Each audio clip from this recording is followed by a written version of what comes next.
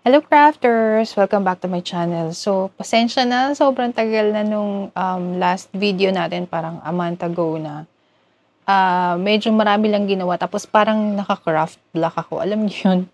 Hindi ko ma-explain. Basta siguro yung iba nakaka-experience na parang wala kang ganang gumawa anything. Pero nagko-content ako ng konti dun sa Facebook ko and sa TikTok. So, kung gusto niyo makita ibang content ko, nasa TikTok ako, K-Prince Craft, yun. So, check nyo na lang yung ibang mga recent upload ko doon. May mga short tutorials din ako, pero yung talagang full tutorial, hindi ko siya maharap recently. Kasi nga, yun, medyo na-craft block tayo. So, for today, gagawa tayo na, hindi na ako maka-pretend na malinis yung craft room ko. Tingnan nyo, wait lang. So, di ba? Diba, ganyan siya kakata. Nakita niyo yan? Yan yung next natin na i-feature. Yan yung hot stamping machine. So, ito siya. Doon sa mga hindi pa nakakalam, pero I'm sure marami na sa inyong nakakalam kung paano siya ginagamit. So, ayan siya. So, i-next natin yan after nitong aking ano. So, ayan yung mga ginawa kong practice last time. Ayan. So, ito yun. So, medyo magulo yung life. Tapos, ayun, update. Ito nga, mag-aano kasi kami, mag-live stamping. Ayan, so ito yung gamit for leather. And then, meron akong gagawin for tote bags and pouches. So, ayan yun. Anyway, balik tayo sa akin. Hello. So, ang gagawin natin today, asan naman yung tumbler ko? Ito ba? Ito yung gagawin natin today. Ito yung 40 ounces na tumbler, sublimation tumbler. Itong tumbler na to is from Photolock. So, sa Shopee nila, Photolock, this is 289 pesos. So, i-link ko na lang dun sa description box yung shop ni Photolock para dito. Hindi ko alam kung marami silang stock eh. And then, wait. Ito namang isa pang tumbler. Hindi ko alam kung ilang ounces to eh. Galing yan sa, wala kasi nakalagay. Thermos bottle with cup. 350 ml pala. So, hindi siya ounces. ML siya. So, this is 350 ml. This is from Crystal Image. So, kasi ang gagamitin natin today yung sublimation oven. So, bababa ko lang yung sublimation oven kasi ano siya sa taas. So, may bago tayong ano. Hindi ba natin pwede i-feature yung nasa baba na yan? So, next time. Hindi ba pwede? So, ayun. Wait lang. So, yung layout natin, sorry, ito is from Creative Fabrica. So, ito siya. Wait. So, ito siya from Creative Fabrica. Pag gusto niyo i-purchase, $1.20. Mura lang naman, mga 75 pesos, 85 pesos, something like that. So, pag gusto nyo i-purchase, yun yung price niya. And, ano yan, tatlo yan eh. Actually, hindi ko alam bakit may middle. White naman yung middle. So, hindi ko na isasama yung middle. Hindi ko alam kung magkakaroon ng difference sa ayun. And, ito yung sa bottom. Supposed to be, ang size na dapat is 32 inches para do sa wrap around nung tumbler. Kaso nga, sinukat ko kasi siya eh. So, ito, yung wrap around niya is supposed to be 32 cm dito sa gitna. 32.5 cm yan. Para talagang full wrap siya. But since yung aking paper is only A4, so alam niyo naman, hindi siya kasya. Kaya, ayan. Parang naging 29 lang siya. So, medyo bitin siya ng very, very slight. Pero yung sa bottom, kaya naman. Kasi since medyo mas manipis yung, ayan, di ba, yung bottom part. So, kaya naman siya. And yung isa naman, yung para dun sa 350 ml, wait. This is 22 cm, yung height. And yung width, hindi ko na siya sinukat, pero I believe, ano naman yan. Siguro kung sobra, pwede naman natin siyang bawasan. And then, nilagyan ko lang ng name ni Mama. Kasi bibigay ko siya kay Mama. So, ayun. Ngayon, sa printing naman for sublimation, kailangan kabisado nyo yung print out ng inyong printer. So, sa akin, sa case ko, alam ko na yung printer ko, sobra siya sa magenta. So, ibig sabihin, mapula siya pagka nag-print out. So, dito sa print settings, so, lagi ako naka-Epson Matte High. Don't forget to mirror kapag magsasublimate. So, naka-custom ako, advanced. Masyado bang maliwanag? Hindi ko kasi alam kung makikita niyo pa siya. Wait. Zoom in natin. Ayan. So, naka-custom ako na color correction sa advanced. Color controls, Adobe RGB 1.8, slide bar. So, nagdadagdag ako ng brightness kasi medyo dark siya pag nag-output. And then, nagbabawas ako ng magenta since sabi ko nga, medyo mapula yung output ng aking printout. Ang gamit ko is QE Sublimation. So, yan yung nagiging print settings ko. Para kahit paano, medyo kuha niya yung screen color. So, ayun. So, na-print ko na siya. Wait. Ito nga. Ito, na-print na natin. Ito yung para sa bottom. And then, ito yung sa top. So, kung makikita nyo, hindi siya ganun ka-dark, diba? So, yung mga problema sa printout nila. Kasi pag prines natin to, magda-dark pa to eh. So, kung problema kayo minsan sa mga printout nyo sobrang dark o kaya sobrang yellow, ganun lang gagawin nyo. Bawas kayo ng yellow. Or bawas kayo magenta, or bawas kayo ng cyan. So, ganun lang ang gagawin nyo. Kasi, pag press natin dyan, nagda-dark pa yan. So, ito yung isa. Sakto naman yung height. O, sobra pa nga. So, ikakat na lang natin siya. Ayan o. So, sobra pa siya ng very, very light. Kasi hanggang dito natin siya ilalagay. So, ayan. Wait, setup lang natin. By the way, bago tayo mag-start, kailangan pala, kung gagamit kayo ng sublimation oven, sa pagsasublimate ng ganitong tumblers and yung isang 40 ounces na tumbler, make sure meron kayong heat-resistant gloves. Ba natin? Yan. Meron ako mas makapal pero ito manipis kasi gagamitin ko rin yan sa live stamping. And then, meron kayo nito shrink film. Hindi ko ba siya nabuksan? Teka. So, dapat meron kayo nitong shrink film. So, ito siya. Ayan.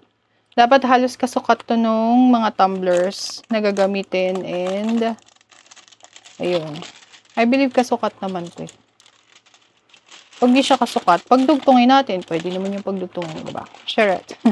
And yung heat gun, ito 200 pesos lang to sa Shopee. Yata. So, kung meron kayo ng heat gun na mas maganda, better. Pero, kung wala, okay na yan, 200 pesos. Wait lang. So, ito yung Creative Express na sublimation oven. This is from Crystal Image. Nasa 6,000 plus na yata siya ngayon. Kasi nung una ko siya nabili, medyo mura lang.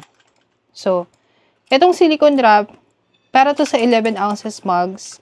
Meron ako sa TikTok kung paano ko ginawa yung 11 ounces mugs. So, check nyo na lang. 4 yung kasya dyan. So, it comes with trays na ganito. Hindi nyo na kailangan to. Ito na lang parang mesh. Ayan. So, ito na lang parang mesh yung magiging patungan nyo para yung init sa top at saka sa bottom sa agaran. Tapos, ito yung makapal na na heat-resistant gloves. Kapal nito, parang 150 isa nito. Samantalang yung pair na isa, 100 pesos. Ay, 150 pair. Yun, 150 per piece. So, nakasaksak na siya. Tawag dito. Preheat tayo. So, ang temperature should be, wait a minute. Yung temperature should be 200 degrees. So, nakatapat naman na siya sa 200 degrees. Preheat lang tayo ng mga 3 minutes siguro pwede na. So, 1, 2, 3. Okay. Yan. Yan. So, make sure walang anything plastic sa likod ha, kasi mainit din siya and sa ilalim. So, protect yourself and your house and everything. Wait, i-ano na natin yung yung mga tumbler. So, yung tumbler, dapat alisin tong handle. Ayan. So, may screw yan. Kasi plastic to eh. of course, pag sinalang natin yan sa sa oven, ubos yan. So, alisin nyo yan. Like so. Dalawa siya. Dapat yung isang klase ng screw, no? Meron yun yung parang iniikot lang. Pero wala ako nun. So, tayo. Medyo mahirap, ha? Dali.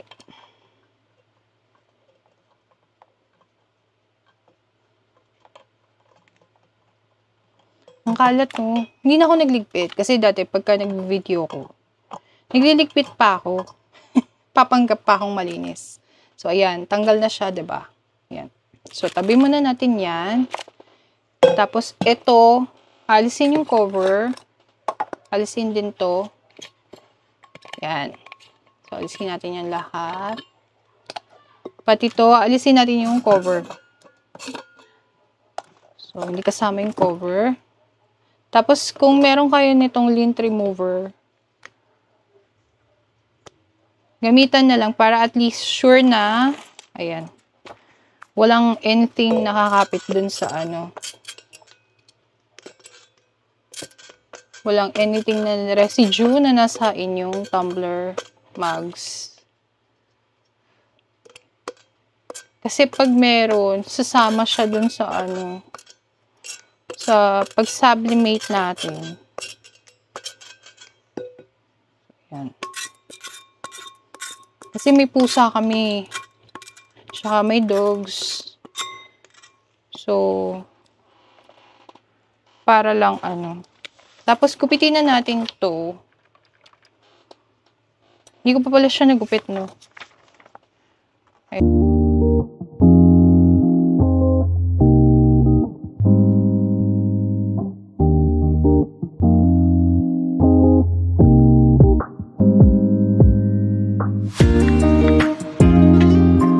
Hindi pala siya nasaksak maigi dun sa extension. Dun. So, ngayon pa lang siya nagpi-preheat. So, kailangan nakailaw siya ng ganyan. Wait. Yan. Dapat umiilaw siya ng ganyan. So, naka-preheat siya for 3 minutes. Tapusin natin ating pag-wrap. Update. Medyo pa-curve pala siya. So, hindi ko siya napansin masyado na napa-curve siya. So, pag ni-wrap around natin siya dito, ayan may space siya. So, tignan ko na lang if tatapalan ko. Or wag na siguro. Okay na yan. For practice purposes. Sharet. So, sobra pa siya ng konti sa bottom. So, babawasan pa natin siya. Ayan.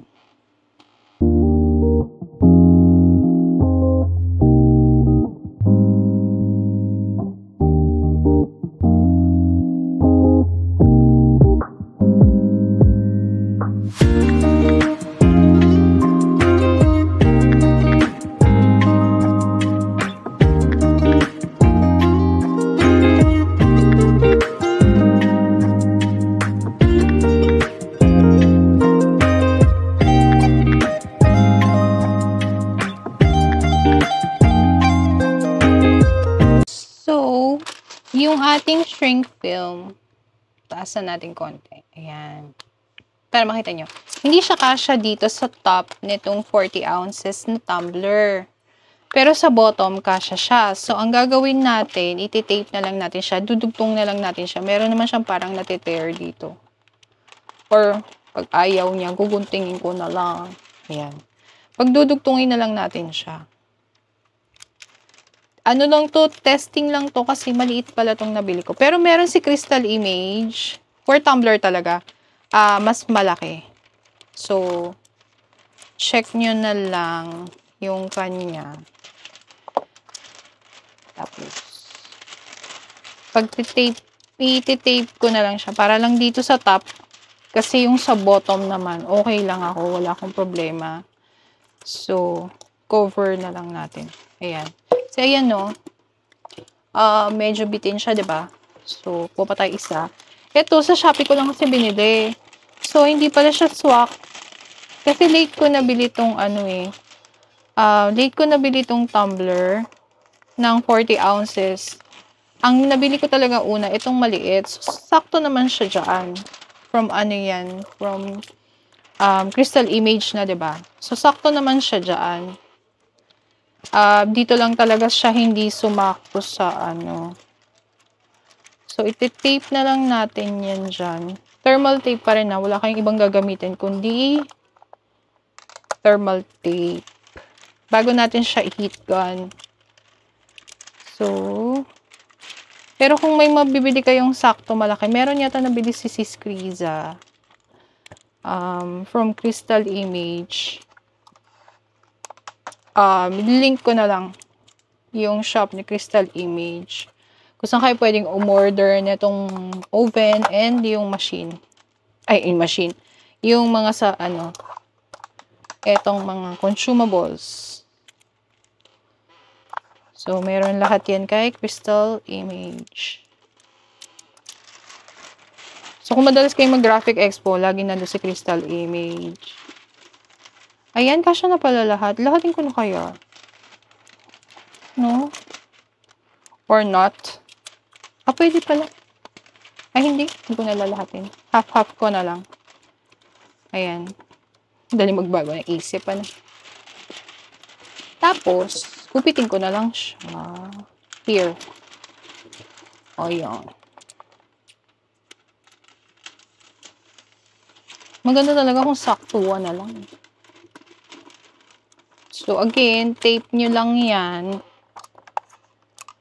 Kailangan kasi well secured yan. Kasi, yun ang magbibigay ng higpit. Kasi, di ba kapag ka-sublimation mga press, kailangan mahigpit yung ating, basta kung sa mag-press, di ba, kailangan mahigpit. So, ganun din dito. Yun ang nagiging purpose nitong shrink film. Dun sa mugs, sa 11 ounces na mugs naman, ang nagiging pang doon, yung silicone wrap, yung pinakita ko kanina ang kulay green. Mahigpit na ba? Binutas ko na lang siya. Nakita nyo, binutas ko siya. Loka-loka no? Ayan, nabutas na malaki. Gosh. Kasi kailangan mahigpit eh. Well, anyway. Tape na lang natin siya ulit. Ayan, dito. Alam mo, hindi ko alam kung tama itong mga pinagkagawa ko. Anyway, alam ko naman tama. Kasi maghihigpit naman yan pagka natin na shrink, pag natin na heat gun. So, kailangan lang hindi siya kakawala. Alam niyo yan. As in, hindi siya kakawala dyan. Kasi pag kumawala yan, baliwala yung ating ginawa. Lahat. So, ayan. So, bawasan na lang natin to. Binawasan ko yung top. Sorry talaga. Hahanap ako ng tripod for for DJI. For packet 3 na maganda. Wala kasi akong, bumili man ako ng magnet. Wala naman akong mamagnetan dito. So, ilaglag lang natin yan lahat siyan. And then, sa bottom na. Shoot na lang natin sa bottom. Tapos, babawasan ko na lang.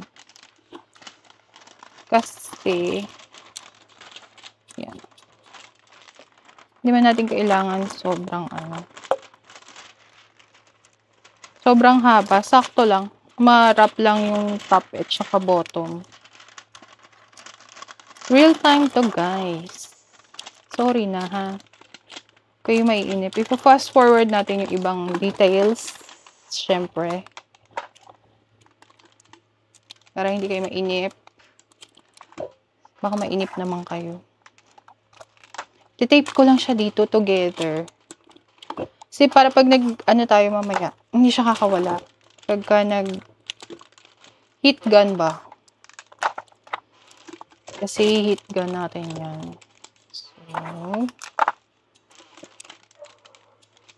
ayan. Nakikita nyo ba? I hope kita nyo lahat ha. Tapos ito namang isa. Yung 350 ml yan. Isang shoot lang yan. So, there you go.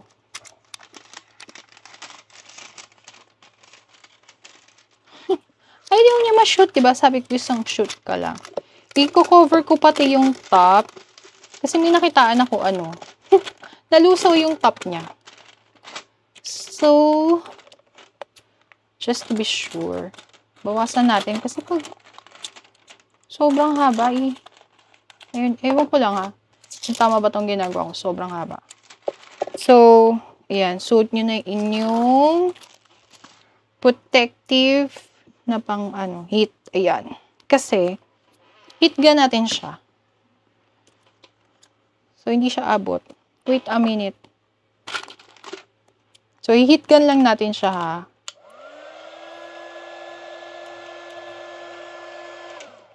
O, diba? Namatay. Kasi nga hindi abot eh. Wait lang. Natin pilitin. Yan.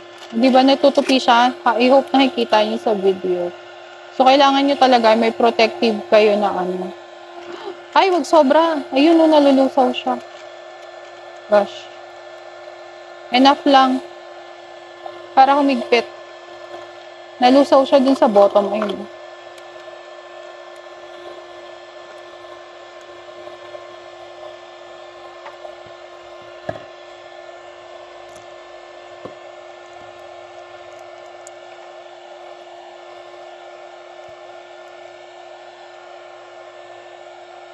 So, huwag niyo masyado didikit yung anyong heat gun. Kailangan lang siya humigpit kasi. Sana hindi masyado mainit. So, ayun no. Nakita nyo? Medyo umano siya. Nalusaw. Parang na-over ako. So, okay na to. Baba lang natin kasi mainit. So, dito na tayo sa tumbler.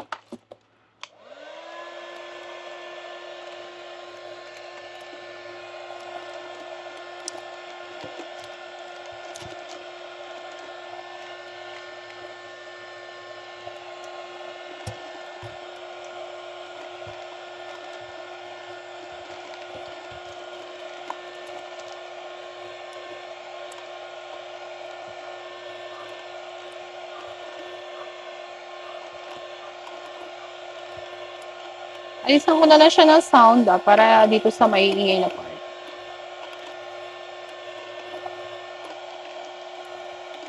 Importante lang hihigpit siya. Makikita nyo naman siya hihigpit. But, enough lang para humigpit. Hindi siya enough para malusaw. Nalulusaw kasi. Pag sobra. So, make sure lang na naka-fix siya maigi.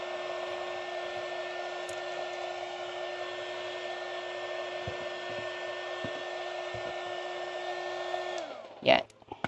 So, ito yung tumbler. So, salang natin siya dun sa oven. So, ayan. Naset na natin siya ng 7 minutes. So, hintayin lang natin siya matapos. So, 5, 1, 2, 3, 4, 5, 6, 7. Basta, ayan, 7 minutes. Kasi ito 10 eh. So, 9, 8, 7 dito, diba? Ayun. 200 degrees. Again, this is 200 degrees. So, dalawa na sila. Yung 350 ml nasa dulo. Yung 40 ounces nandito sa unahan. So, pag yung 11 ounces, kasya 4 na piraso. Naka-silicone wrap. Nakatayo. Huwag nakahiga. Ito lang yung nakahiga. Yung tumbler. So, ayan. So, mainit. Recap ko lang kayo ng mga kailangan nyo. For sublimation tumbler at saka yung mga water bottle. So, kailangan nyo ng unang-una, shrink film. Ayan. May iba-iba siyang sizes. Kasi itong nakuha ko pang 350 ml lang. Hanggang 500 ml siguro kasya siya. Tapos, dun sa 40 ounces, nagdugtong na tayo. Diba? Kung nakita nyo, nagdugtong na tayo. So, ayan yung kailangan nyo. And then, yung heat-resistant gloves, make sure meron kayo nito. Kung ayaw nyo bumili nito, pwede naman yung maliit. Itong isang maliit. Ayan. And then, syempre yung, liga dito. Heat gun. So, mura lang naman to sa Shopee. 200 pesos lang to. And then, thermal tape. So, ayun yung mga kailangan niya. Ayan. Pili na kayo ng malapad. Kasi pagka mga tumbler na ganito, mas maganda yung malapad na tape ang gamitin nyo. And then, syempre, sublimation oven. Sublimation printer ko is yung Epson L1210 Kui Sublimation yan. And syempre, yung ating, nasa lapag lang ako, guys. Yung ating Creative Express. Kasi, wala na talaga. 'Di ba? Puno ako ngayon. Puno tayo for today's video ng kalat. So ito pang live stamping to. Binili ko to, Shopee din. And then, nandyan yung mga tote bag. May order kasi akong calendar. Ito yung silicone wrap pala.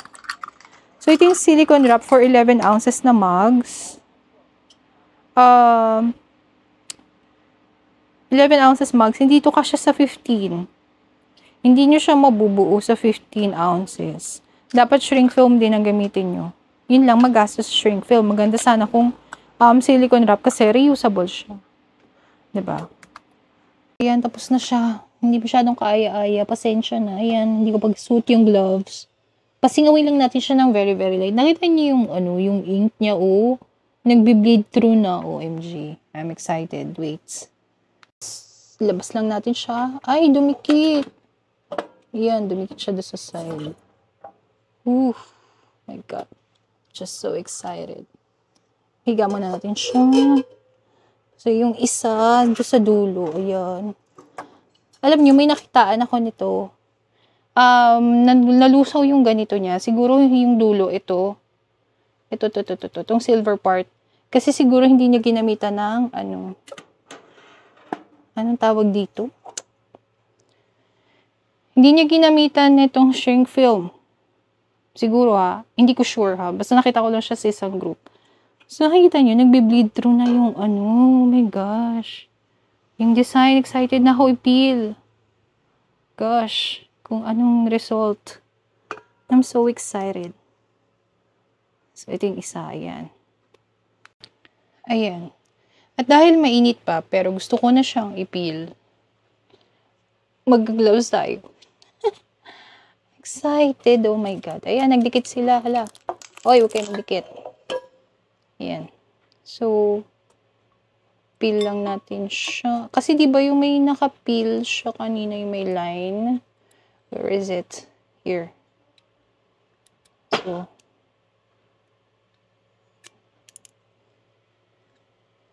peel lang natin siya dyan.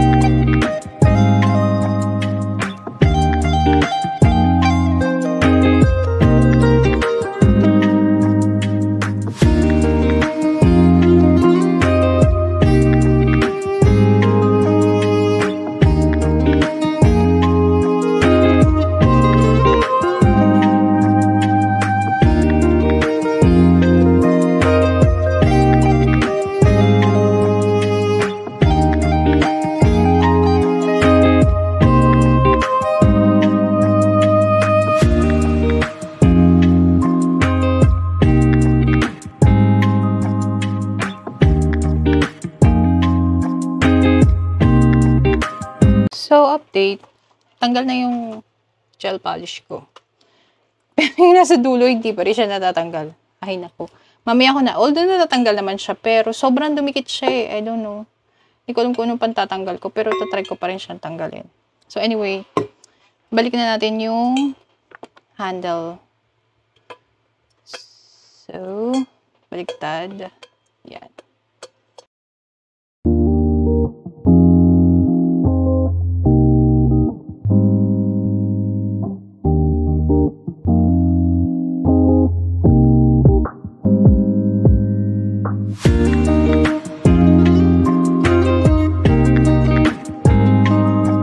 Yung 40 ounces, parang baliktad yung lagay ko. Pero hindi, tama naman eh. So, ito yung 40 ounces. Ayun yung straw niya. This is from Photolock. So, again, this is from Photolock. Ayan. So, ito yung 40 ounces. Ang laki, no? And then, ito yung 350 ml. So, ito yung 350 ml. This is from Crystal Image. So, yung Creative Express Oven is also from Crystal Image. Pag interested kayo, I believe nasa 6,000 plus siya ngayon. Kasi yung introductory price nila parang nasa 3 plus. lang yung machine. So, ngayon nasa parang 7,000, almost 7,000. May Shopee sila. So, ilalagay ko na lang yung link ng Shopee nila. And, hindi po to affiliate binili ko yung Creative Express. So, gusto ko lang makita nyo na meron na tayong option for affordable sublimation oven. Kasi 'di ba meron din tayong mga mamahaling sublimation oven. Siguro yung iba hindi pa willing mag-invest sa ganun mga kamamahal na sublimation oven. Kasi meron pa ako dito nung mug yung pang 11 ounces na mugs. Pero imagine 180 seconds per mug. Samantalang dito sa Creative Express, 4 pieces for 10 minutes ang magagawa mo na. So, makaka-less ka ng time. Although, hindi pa tested yung kanyang durability, kung gaano katagal or kung gaano katibay yung machine. Kasi hindi ko pa siya nagagamit sa bulk orders. So, more on samples pa lang talaga yung ginagawa ko. So, hopefully, ma-test out ko siya with bulk orders. Para masabi ko sa inyo if it's really durable. But, upon using it, mukha naman siyang matibay. So, mukha siya actually regular oven, but beware na pwede kayong gumamit ng regular oven, pero beware lang na hindi nyo na pwedeng gamitin for food. So, once na ginamit nyo yan for sublimation, hindi na kayo pwedeng gumamit for food consumption, pag food baking, ganun. Hindi na po pwede kasi yung fumes nung ink, diba sabi ko nga kanina kapag ka nagsasublimation kayo, maamoy siya. So, yung fumes sa loob, so hindi na siya safe for food. So, ayun lang. So, again, thank you so much. Ang ganda ng neon light ko, temo yan. So, again, thank you so much for watching. So, next, hopefully, kahit, hindi kasi ako makapag-promise ng everyday uploads, pero once na meron tayo mga updates, magpo-post naman ako. Gusto niyo ba ng first impression review sa L15150?